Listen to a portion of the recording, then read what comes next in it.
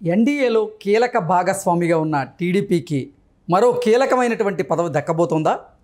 రాజ్యాంగబద్ధమైనటువంటి పదవిని NDA TDP senior లీడర్లకి ఇవ్వబోతుందా అంటే అవుననే సమాధానం ఇస్తున్నారు కొంతమంది రాజకీయ విశ్లేషకులు. ఈ నేపథ్యంలో ఇక ఇదే అంశం గురించి మనం చర్చించుకునేటువంటి ప్రయత్నం చేద్దాం. ప్రస్తుతం మనతో పాటు ఉన్నారు ప్రముఖ రాజకీయ విశ్లేషకులు కృష్ణకుమారి గారు. మేడంతో మాట్లాడుతాం. మేడం నమస్తే. మేడం నమస్తే. ఎన్డీఏలో కీలక భాగస్వామిగా ఉన్నటువంటి టీడీపీకి మోదీ గారు ఒక బంపర్ ఆఫర్ ఇవ్వబోతున్నట్లుగా ఒక రాజ్యాంగబద్ధమైనటువంటి పదవిని టీడీపీ సీనియర్ లీడర్లకి ఆయన ఇవ్వబోతున్నట్లుగా ఒక వార్త ఇప్పుడు సోషల్ మీడియాలో చక్కర్లు కొడుతూ ఉంది. దీని మీద మీ విశ్లేషణ ఏంటి మేడం? గవర్నర్ పోస్ట్ ఇస్తారు అని అంటున్నారు. ఓకే, ఈ గవర్నర్ పోస్ట్కి ఎవరు ఇస్తారు, ఎవరిని ఎన్నుకుంటారు అంటే అశోక్ గజపతిరాజు గారు కానీ లేకపోతే యనమల రామకృష్ణుడు కానీ అంటున్నారు. ఎవరికి ఇచ్చినా చేయగలరు. వాళ్ళిద్దరికీ కూడా చాలా జ్ఞానము పరిజ్ఞానము రెండూ ఉన్నాయి. అంటే ఆంధ్రప్రదేశ్కే వాళ్ళని గవర్నర్గా నియమించే అవకాశం ఉందా, లేదంటే దేశవ్యాప్తంగా ఉన్న రాష్ట్రాలకి? లేదు, ఆంధ్రప్రదేశ్ కోసమే గవర్నర్ పదవి ఆంధ్రప్రదేశ్కి ఇవ్వటం కోసమే అనుకుంటున్నారు. ఒక రకంగా మంచి పరిణామమే. ఎందుకంటే గవర్నర్ పోస్టు ఎంత కాదనుకున్నా అదొక రబ్బర్ స్టాంపు అనుకున్నా కానీ కొన్ని సందర్భాల్లో, కీలక సందర్భాల్లో గవర్నర్ పోస్ట్ కూడా దాని ప్రాశస్త్యం దానికి ఉంది. కాకపోతే నరసింహం లాంటి గవర్నర్ని చూసాము, గుళ్ళు గోపురాలు తిరగటమే సరిపోయింది దానికి. సరే, ఏది ఏమైనప్పటికీ వాళ్ళ సంగతి వదిలేస్తే ఇప్పుడు గవర్నర్ పదవి ఇస్తున్నారు, వీళ్ళకి ఇస్తున్నారు కాబట్టి మన వాళ్ళు కూడా సంతోషంగా తీసుకుంటారు. రాష్ట్రం తరఫున మనకు ఒక గవర్నర్ ఉన్నారు, లేకపోతే ఎవరో గవర్నర్ వచ్చి వాళ్ళు ఇక్కడ పరిస్థితులు అర్థం చేసుకోక వాళ్ళతో తలనొప్పులు పడే కంటే కూడా మన రాష్ట్రంలో ఉన్న వాళ్ళే గవర్నర్లు అవ్వటం కరెక్టు అనేది మంచి ఆలోచనే. కాకపోతే మనం ఎంత తెలుగుదేశం పార్టీ ఎన్డీఏ కూటమిలో ఉన్నప్పటికీ కూడా ఒకంత అప్రమత్తత అయితే చాలా అవసరం ఇవాళ ఆంధ్రప్రదేశ్ ఉన్న పరిస్థితికి. ఏంటి అంటే ఇలాంటి చిన్న పీస్ మిఠాయి లాంటివి ఇచ్చి మనం ఏదైతే కోరుకుంటున్నామో మన రాష్ట్రానికి కావాలి అనుకునేవి మనం స్పెషల్ స్టేటస్ ఒకటి అడుగుతున్నాం. వేరే రాష్ట్రాలతో పోటీ పెట్టొద్దు, వాళ్ళు అడుగుతున్నారు వీళ్ళు అడుగుతున్నారని మాకు వంతులు వరసందాలు పెట్టొద్దు, మాకు స్పెషల్ స్టేటస్ కావాల్సిందే. అలాగే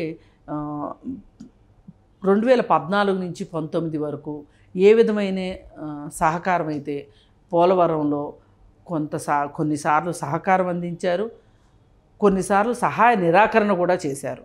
అలా చేయకుండా కేవలం సహాయ సహకారాలు అందించాలని మాత్రమే మేము కోరుకుంటున్నాం. పోలవరం ఈసారి దాదాపు 70% 80% కంప్లీట్ కావాలి.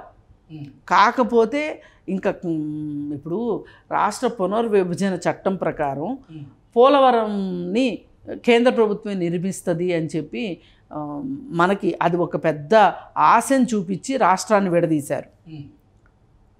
మరి అలాంటిది పోలవరం మనకి రాలేదు. ఇప్పుడు మొత్తం రాష్ట్రంలో ఉన్న ఆదాయం మొత్తాన్ని తీసుకుని వచ్చి హైదరాబాదు మహానగరాన్ని నిర్మించడానికి వాడారు. మరి మా వాటా ఏది అని చెప్పి ప్రజలు అడిగినప్పుడు ప్రజలకి ఒక పెద్ద శేష ప్రశ్నని మిగిల్చారు. మరి అలాంటప్పుడు దానికి ఏం చెప్పారు అంటే, సరే 10 ఏళ్ళు మీరు వాడుకోండి ఉమ్మడి రాజధాని అన్నారు. అది అలా ముదనష్టం అయిపోయింది.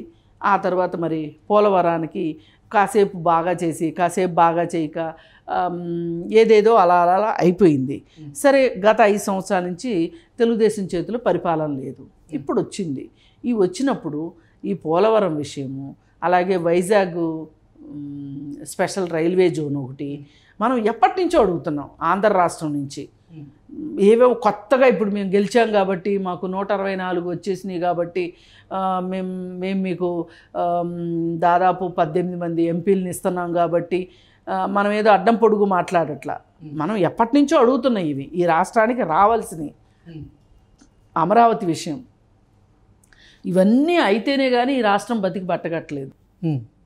ఇప్పుడు విభజన అయిపోయింది, ఏవో తంటాలు పడి ఒక 5 సంవత్సరాల పాటు ఒక మార్క్ వేసుకున్నాము, ఇలా చెయ్యాలి అని ప్రణాళిక వేసుకొని మొదలెట్టేసరికి 5 ఏళ్ళు గడిచిపోయింది. ఇప్పుడు మిగతా 5 ఏళ్ళు అలా స్టేటస్ కోలో ఉండిపోయింది. ఎలా ఉన్న పరిస్థితి యథాతథంగా ఉండిపోయింది. కొన్ని విషయాల్లో వెనక్కి కూడా పోయింది, ముందుకు పోయింది ఒక్కటి కూడా లేదు. మరి ఈ పరిస్థితిలో మాకు అమరావతి గురించి మాకు ఒక గ్యారంటీ కావాలి. ఇలాంటివన్నీ ఉన్నాయి మనకి. ఇప్పుడు గవర్నర్ పోస్ట్ దేవుందండి, ఎవరో వచ్చినా పర్వాలేదు, వస్తే మంచిదే, లేదు ఎవరు వచ్చినా ఓకే. కానీ మనకు కావాల్సిన ఇవి. ఇప్పుడు ఈ ఏడ్చే పిల్లాడి చేతిలో చాక్లెట్ పెట్టినట్లు ఇలాంటివి ఇచ్చేసేసి ఏమైనా ఎన్డీఏ నాటకం ఆడుతుందా అనేది కూడా మనం చూసుకోవాల్సిన అవసరం ఉంది, అప్రమత్తంగా ఉండాల్సిన అవసరం ఉంది. ఇవాళ ఆంధ్రప్రదేశ్ బతికి బట్టగట్టాలి అంటే ఇవాళ ఇంత విజయాన్ని తెలుగుదేశం పార్టీకి ఇచ్చినందుకు అంటే ప్రజలకి ఎంత ఆకాంక్ష లేకపోతే, ఎంత నమ్మకం లేకపోతే తెలుగుదేశం చేతిలో అధికారం పెడతారు. మరి పెట్టినందుకు మీరు ఇలా ఏవో చిన్నవి ఇచ్చేసేసి మా అసలైన విషయాల దగ్గర మీరు ఏమన్నా మొండి చేయి చూపిస్తారా అనేది ఇప్పుడు నాలాంటి వాళ్ళకి, సామాన్య ప్రజలకి వచ్చే ఆలోచన. ఓకే, ఈ ఆలోచన మాకు వచ్చే ఆలోచన మట్టుకు మీరు ఎట్టి పరిస్థితుల్లో నిజం చేయడానికి వీల్లేదు. మీరు చెయ్యాల్సింది ఏంటంటే వాస్తవ రూపంలోకి తీసుకురావాల్సింది రాజధాని, special status, Polavaram, Vizag railway zone, ఇవన్నీ మాకు కావాలి. లేకపోతే కష్టం. అలాగే పోర్ట్లు బాగా డెవలప్ చేసుకునేటట్లు మమ్మల్ని ఆర్థికంగా పరిపుష్టం చేయాలి. అలాగే తెలంగాణ నుంచి మాకు కరెంటు బకాయిలు రావాలి, ఆ కరెంటు బకాయిలు ఇప్పించాలి. అలాగే ఉమ్మడి ఆస్తులు షెడ్యూల్ 11 ప్రకారం ఇక్కడున్న ఆస్తులు ఏవైతే ఉన్నాయో ఆ ఆస్తులకు సంబంధించిన వాటాలు ఆంధ్రప్రదేశ్కి న్యాయంగా దక్కాల్సిన వాటాను దక్కనివ్వాలి. ఇప్పటిదాకా ఏంటి అంటే దోబూచులాటలాగా అయిపోయింది తప్పితే వేరే ఏమీ లేకుండా అయిపోయింది.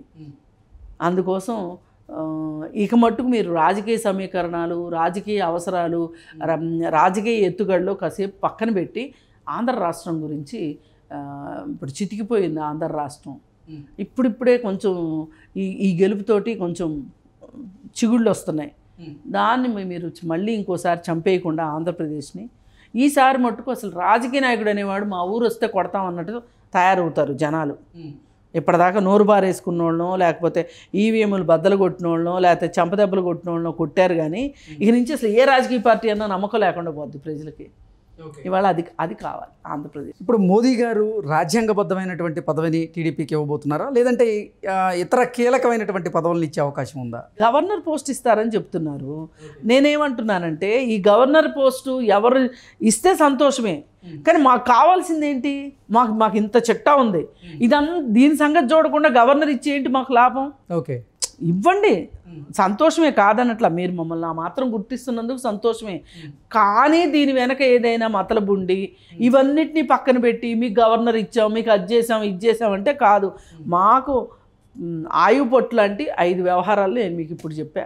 ఆ 5 సంగతి ఏంటో చెప్పమని చెప్తున్నా. వాటి గురించి త్వరితంగా నిర్ణయం తీసుకోమని చెప్తున్నా. Okay madam, thank you so much. Thank you.